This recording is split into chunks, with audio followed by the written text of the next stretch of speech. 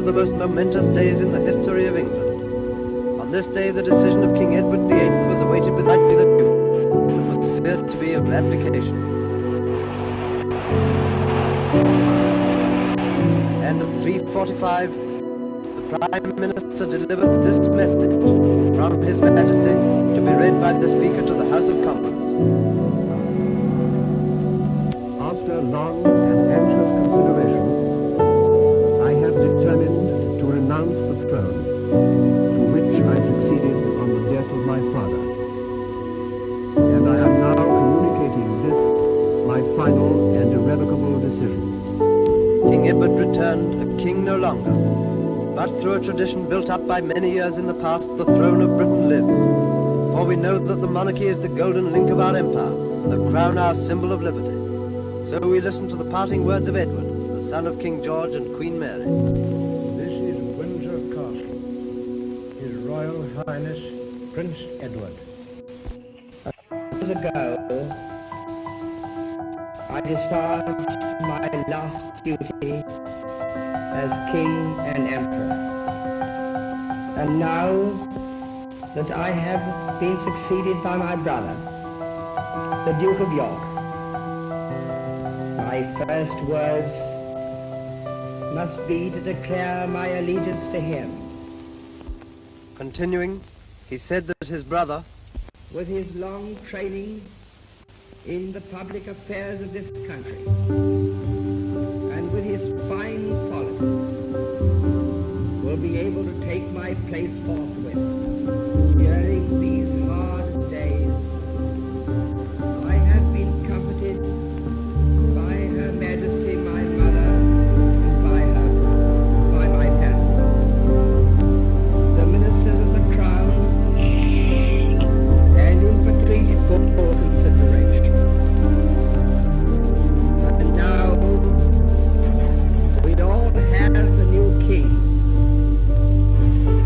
I wish him and you, his people, happiness and prosperity with all my heart. God bless you all. God save the king.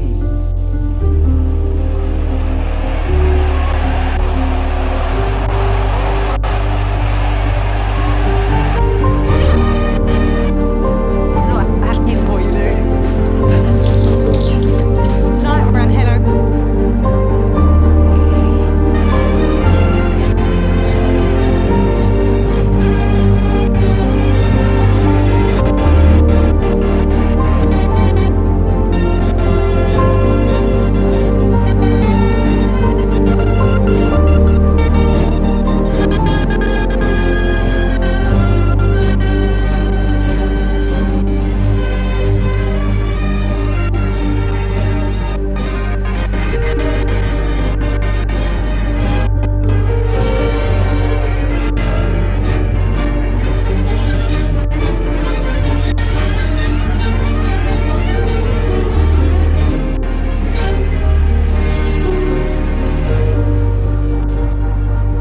the Queen Mother, in her message to the nation, said, I commend to you King George VI. I ask you to give him the same full measure of generous loyalty which you gave to my beloved husband. With him I commend my dear daughter, who will be his queen. I know that you have already taken her children to your hearts. It is my earnest prayer that the loyalty and unity of our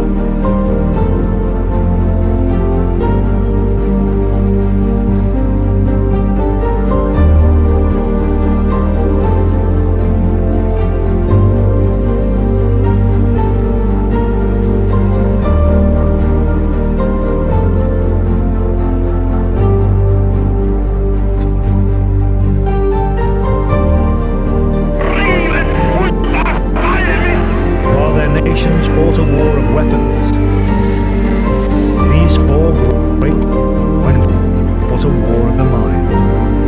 What started as a European war has developed into a war world domination. At the heart of this private war is of psychological duels, in which they lie, schemed, charmed, flattered and deceived to win. What was curious was that these took place not between enemies, but between men who at the time were allies. Yet their behavior was egoistic, tempestuous, monstrous, and politically, despite the rosy glow in which some are seen today,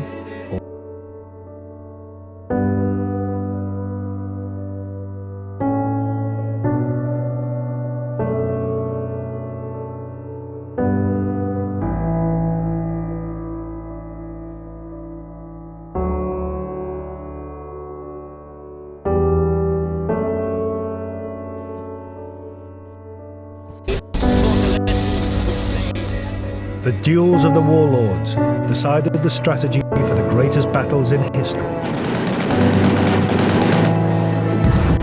They were also the epicenter of a seismic shift in world power. From the age of European empires to the age of two ideologically opposed superpowers, with devastating consequences for hundreds of millions of people.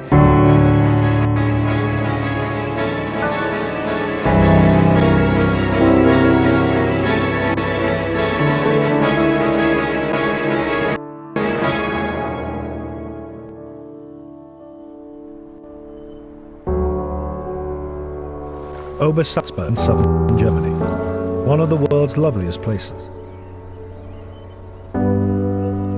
It was here, in August 1939, that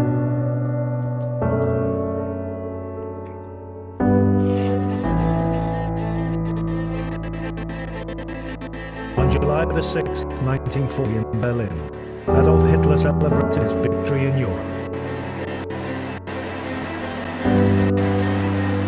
His army chief called him the greatest warlord in history.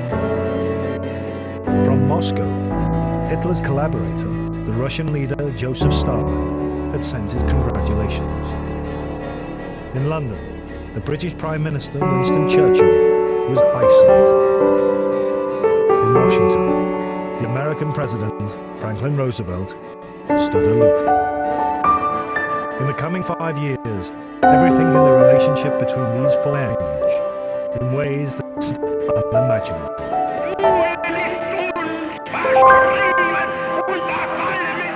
While their nations fought a war of weapons,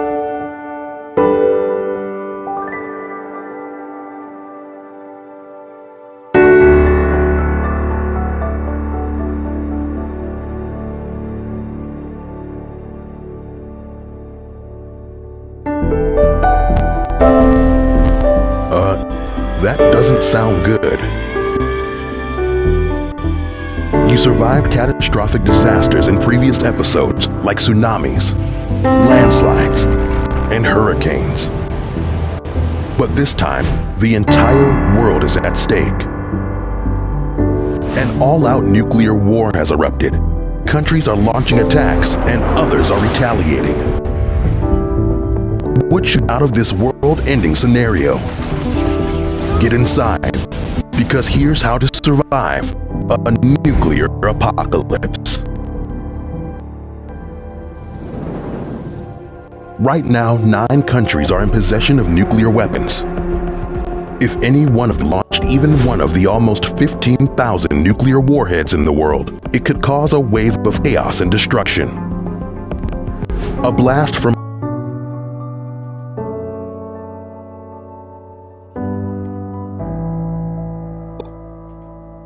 His reign was a truly bloody period in Russian history. Everyone who got on his bedside died after terrible tortures. In 1581, manic rage, he killed his son. He beat his wife until she lost their unborn child. Impalements, rapes, massacres in general were part of agenda. One of Ivan's most notorious massacres took place in Novgorod. Ivan was afraid of a conspiracy of nobles there, so he sent in the Oprichniki. In 6 weeks, some 60,000 inhabitants of the city were killed. The Tsar's men had no mercy. They plucked out eyes, burned people alive, drowned them in the river. It says that a pigeon on the bridge turned to stone after witnessing the horrors of the massacre. A monument to that scene still stands. In his private life, Ivan was thirsty for women.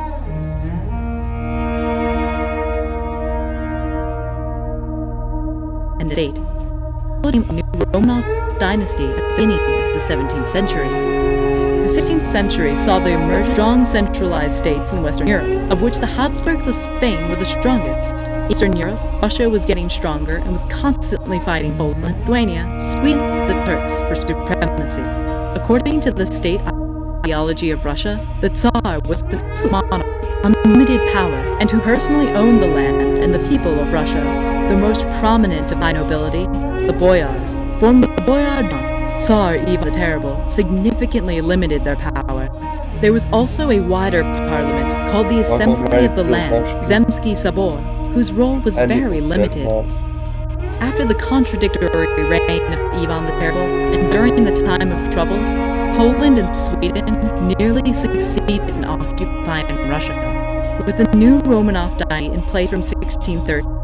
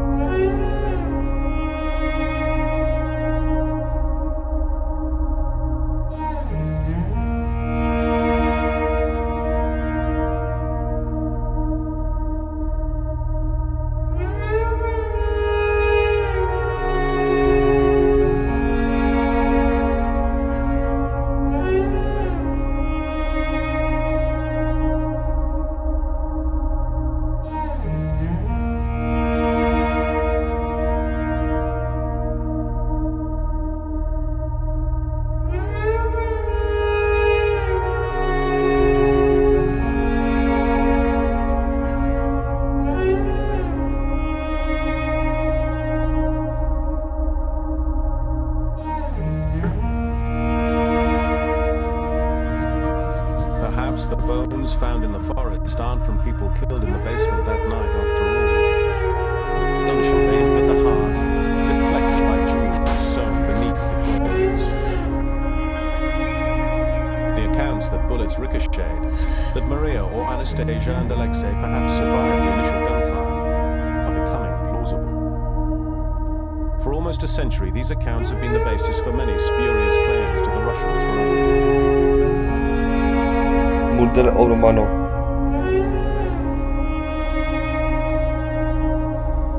Anna Anderson's claim is the most famous. She went to her grave claiming to be the last Grand Duchess Anastasia. She convinced many people, including the family of Peter Sarandanaki, whose ancestors were part of the Tsar's inner circle.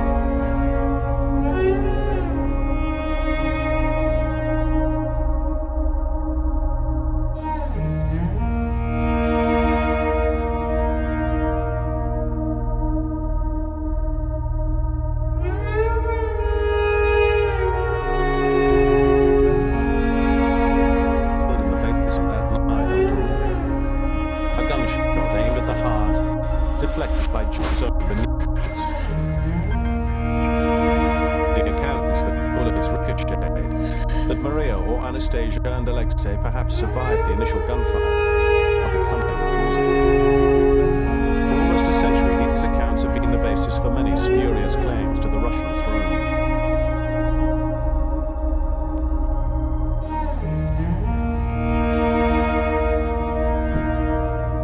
Anna Anderson's claim was the most famous. She went to her grave claiming to be the last Grand Duchess Anastasia. She convinced many people, including the family of Peter Sarandanaki, whose ancestors were part of the Tsar's inner circle.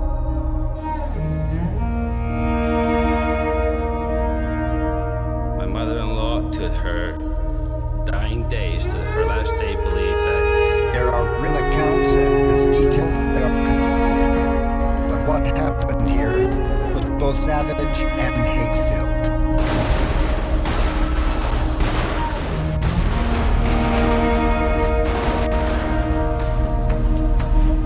As the smoke cleared, the myth began. Could anyone really have escaped this carnage? The bones now found in the Koptyaki forest may provide the answers to this question. Shedding fact from fiction in a case that has sparked the popular imagination has proven virtually impossible. But this latest find may give investigators the evidence they've been searching for decades. The final answer, hidden in the snowy Siberian forest for nearly 90 years. Sensational rumors kept emerging. In Moscow, there was unease about the exact fate of the Romanovs. An imposter claimed to be Alexei was officially investigated. Years pass. Under Stalin's iron rule, it was forbidden to even mention the royal family. In the 1950s, a member of the original firing squad surfaced in the United States. Rudolf Lacher claimed he'd been left to guard a truck carrying the royal bodies. When he got stuck in the mud in the middle of a forest, he said he helped a wounded Anastasia escape.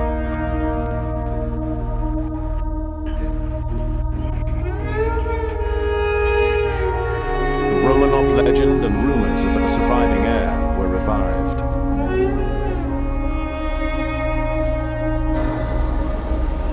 After the Soviet Union collapsed in 1991,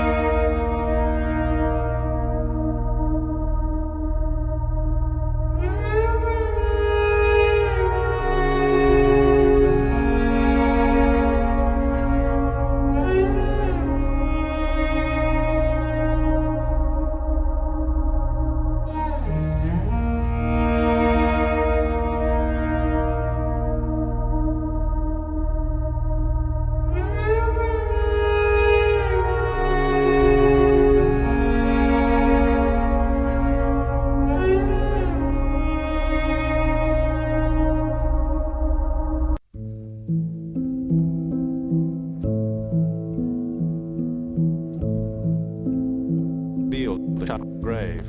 Skulls, bones, full skeletons. But something was missing.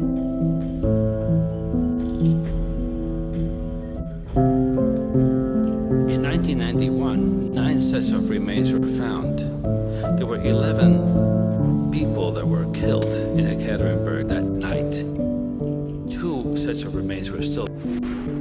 We know this gun is from the same period, but we don't have a direct tie to the 91 finds. No link. A new and previously unknown weapon. If there's no hard evidence linking the graves to the same crime, then perhaps the remains in the latest grave belong to nameless victims and have nothing to do with the slaughter of the Romanov family.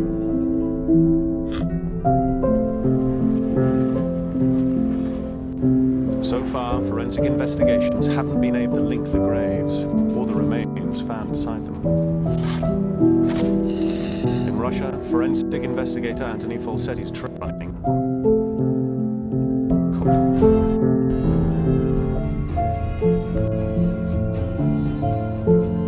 But the answer to the bones' identity happened as to Romanov children may. But 2 of the youngest royal children aren't among dead.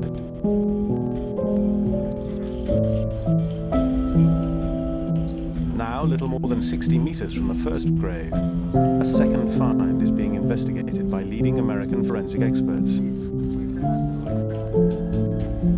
Locked away in the Yekaterinburg city morgue, the newly uncovered bones will be subject to the most intensive 21st century forensic analysis.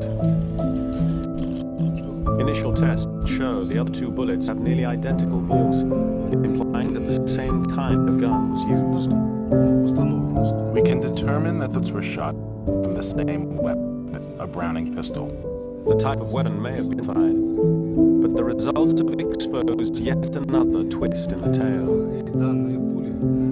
These bullets are different in caliber than the ones found in 1991. The bullets don't match those found in the earlier grave, meaning a different gun had to have been used to kill those buried in the other grave nearby. We know that this gun is from the same time period. We don't have direct tie to the 91 finds. No.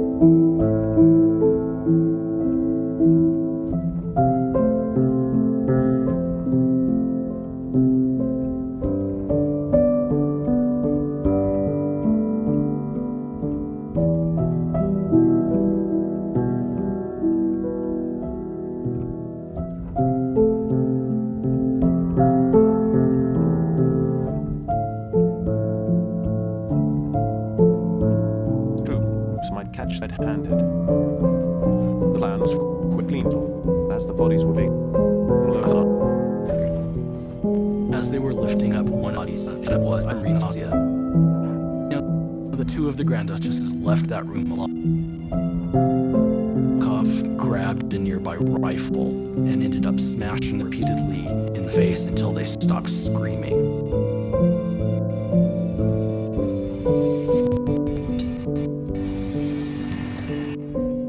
The body then transported a dozen miles outside Ekaterinburg, the Koyaki forest, to an area of banks. So here's what we know. The bodies were taken into the forest.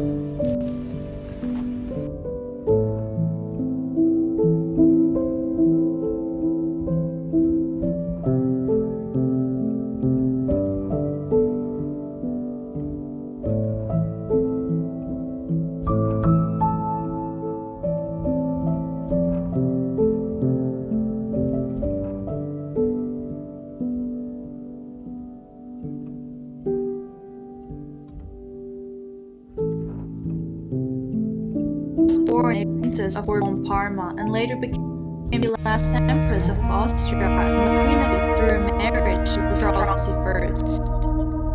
Due to the fall of the Austrian Empire during the First World War, she and her family were forced into exile, firstly in Switzerland and later on Madeira.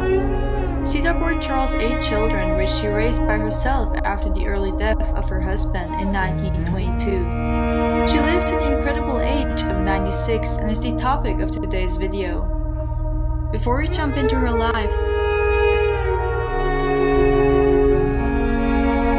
with only a banquet and no further celebrations, as the new emperor and empress of Austria found it inappropriate to hold big festivities during the wartime. Charles had a telephone line installed from his military headquarters to his home in Vienna and used to call Sita several times a day when he was away at war. Sita had some influence on her husband and she was especially interested in social policy.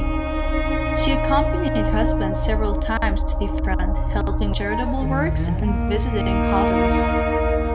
On November 11, 1918, Charles and Sita traveled back to Schönbrunn for Charles to sign his declaration in Ireland. Sita at first glance mistook it for an update and made her famous statement, "A sovereign can never abdicate.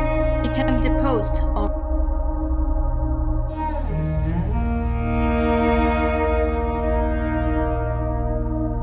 After the death of Charles, Sita was approached by Alphonse de Spain and declared that Sita and her children could relocate to Spain. They were offered one of the king's palaces, an offer Sita accepted as she did not want to target her. In Spain, she gave birth to her last child, Archduchess Elizabeth. For the next few years, she was busy with raising and educating her children. The family mainly lived on the income from private property in Austria. When the first of her children approached the age to attend university, Sita moved the whole family to Belgium. They remained there until they were forced to flee in the Nazi invasion of Belgium in 1940. The family nearly got killed during the German bombing there and fled firstly to France. After a short stop in Spain, the family then briefly resided in Portugal before immigrating to the US. Some children had already out and lived their own lives. Some of Sita's children moved back to Europe after the Sita in Canada and the war-ravaged Austria and Hungary. Sita moved back to Europe in 1952 and settled in Luxembourg, where she took care of her mother until she died in 1959.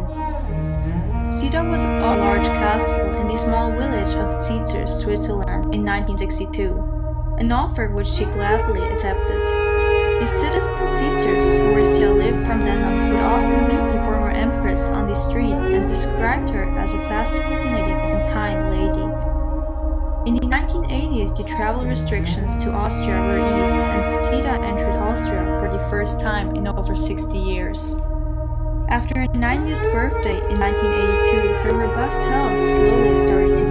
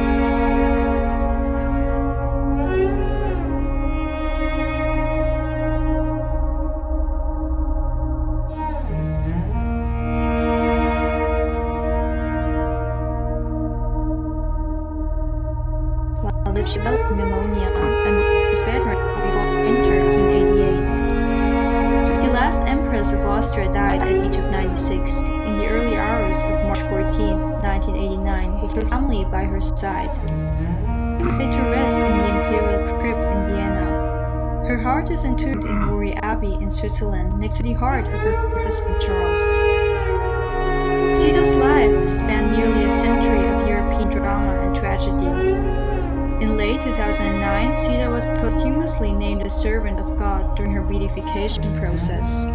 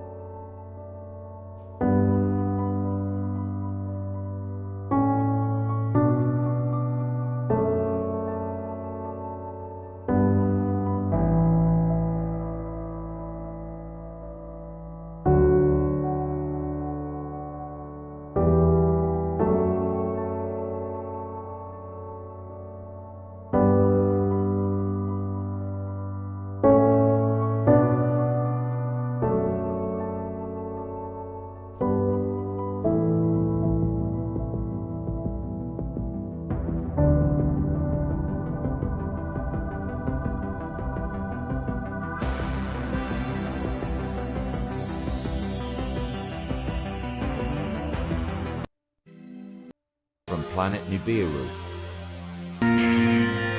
This is very disturbing. Could this be real? What do you think?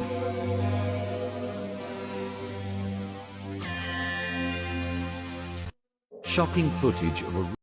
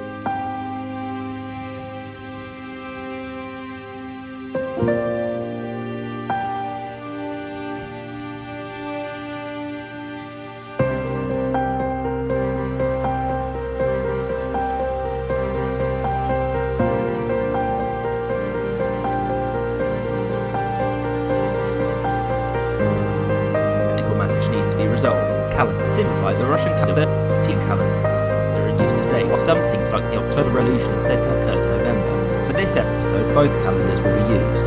So Nicholas II was an absolute monarch, which meant that he had the final say on everything in the Russian Empire, which was huge. During the late 19th century, Russia had seen rapid industrialization. Alongside this came new ideas such as the communist ideals of a certain Karl Marx, which led to the working class of Russia. So, to grossly oversimplify, communism is a political ideology which argues that the means of production is factually collectively owned by everyone as opposed to individuals. It wanted to abolish social classes and believed that the economy should be entirely controlled by the central government. The Imperial Russian government suffered from being somewhat distant and incompetent. For example, agriculture was slow to industrialize and there were numerous foreign policy failures.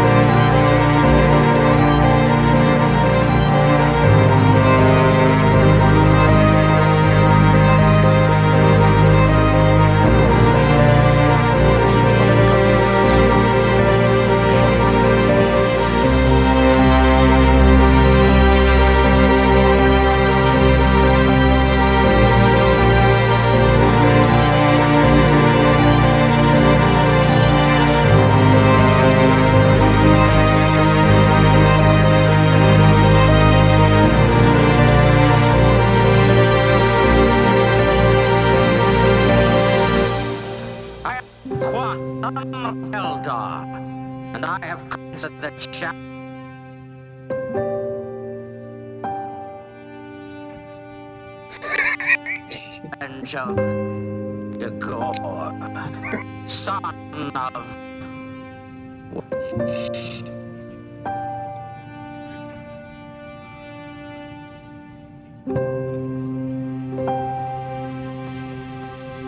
Ever have. I am proud of you. I wish I could say that's comforting.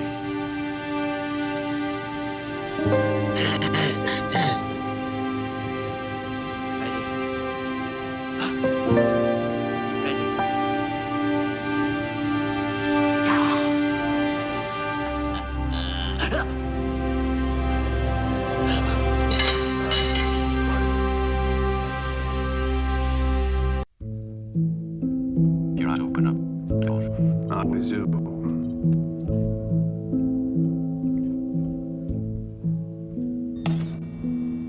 No, I haven't made any progress in finding the ones who assaulted you. It's over, Odo. The investigation isn't closed. It's just a matter. You don't understand. It's over. What are you talking about? Everything. Bayshore, the brutal government, the Federation being here, all of it. We gotta leave. Well, I do anyway. You could just turn into a couch. You mean because of this circle business? They're just a bunch of hooligans who use fire and get attention. I happen to know they have enough weapons and explosives, supplies to support an army. How do you know that? Questions of people, questions like you. Where circle begin?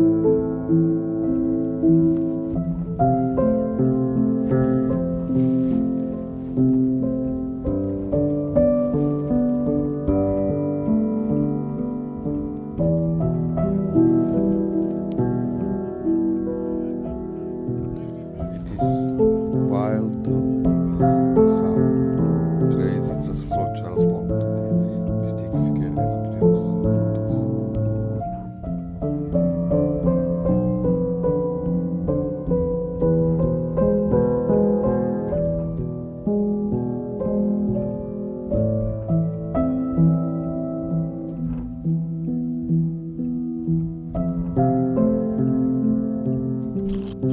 Initial tests show the other two bullets have nearly identical bores, implying that the same kind of gun was used.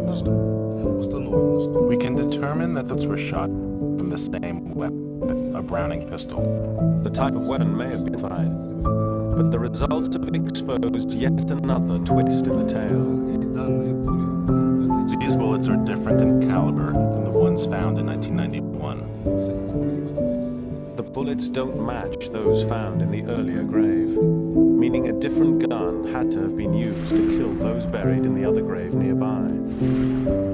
We know that this gun is from the same time period. Don't have direct tie to the 91 finds. No.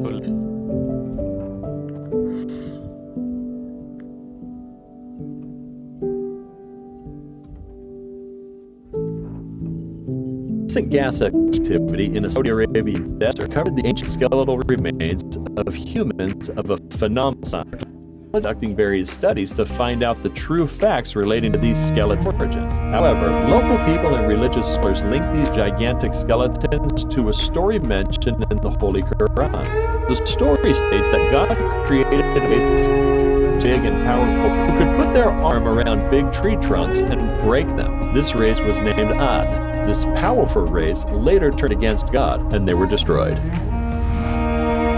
Giant skeleton of India. Could there have been a race of giants in India? Well, crowds flocked to an archaeological site where a group of explorers unearthed the skeletal remains of a human of phenomenal size. Measuring 18 feet in height, this must be the tallest human skeleton in India. Entire explorations was supported by National Geographic. Experts believed that the giant skeleton was part of remains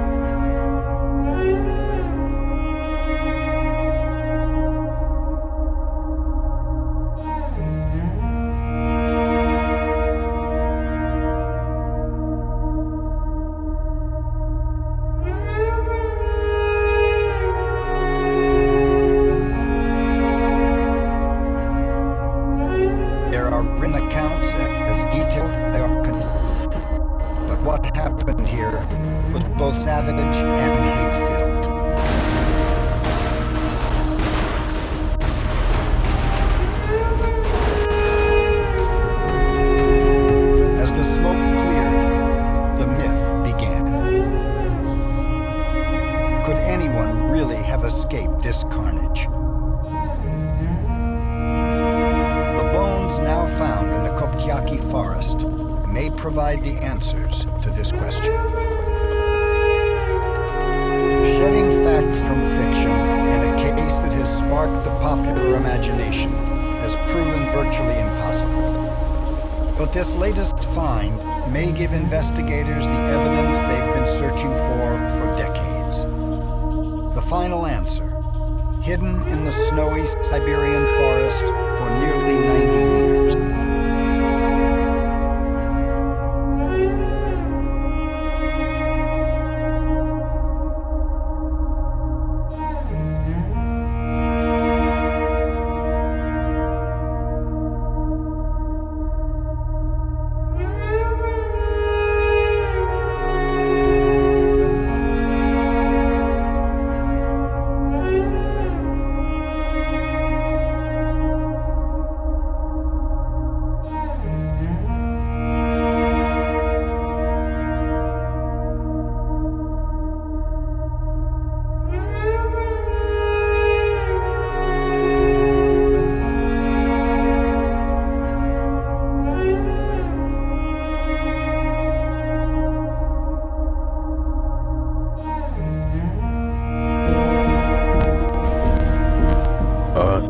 That doesn't sound good. You survived catastrophic disasters in previous episodes like tsunamis, landslides, and hurricanes. But this time, the entire world is at stake. An all-out nuclear war has erupted. Countries are launching attacks and others are retaliating. What should out of this world-ending scenario? Get inside, because here's how to survive a nuclear apocalypse. Right now, 9 countries are in possession of nuclear weapons. If any one of them launched even one of the almost 15,000 nuclear warheads in the world, it could cause a wave of chaos and destruction. A blast from Žádné já nejsem, za prvé. Paní není nebyla, takže budeme mluvit oba dva slušně, jo? Jo. Tak, jsme se domluvili na tom.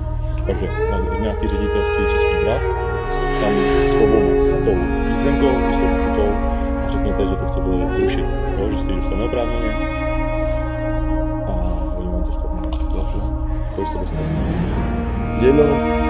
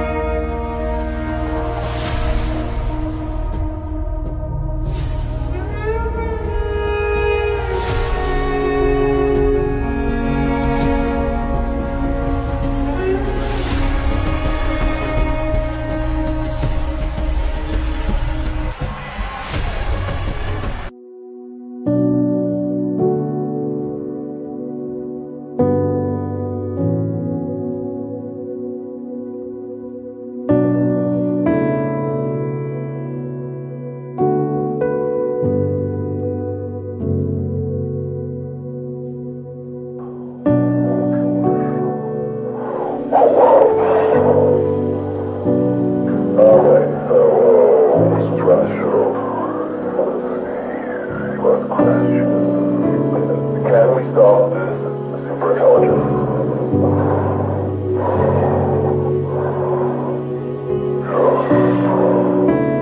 How?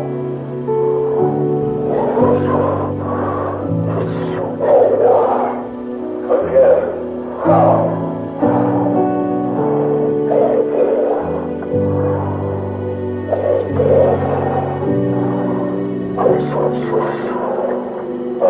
Okay. That's it.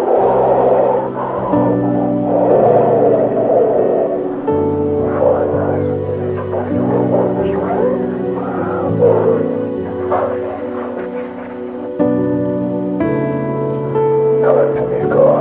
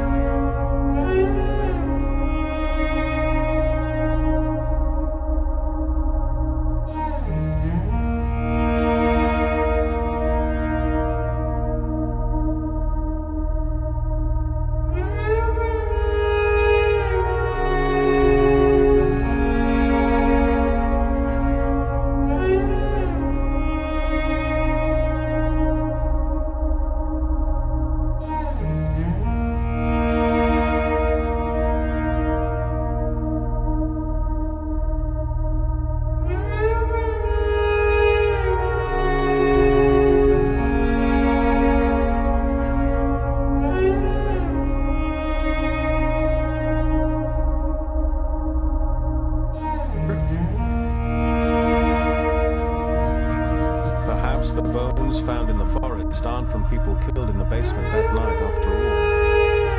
Gunshot aimed at the heart, deflected by jewels sewn beneath the clothes.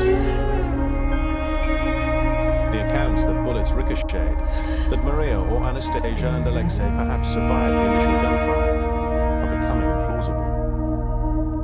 For almost a century, these accounts have been the basis for many spurious claims to the Russian throne. Murder of Romanov.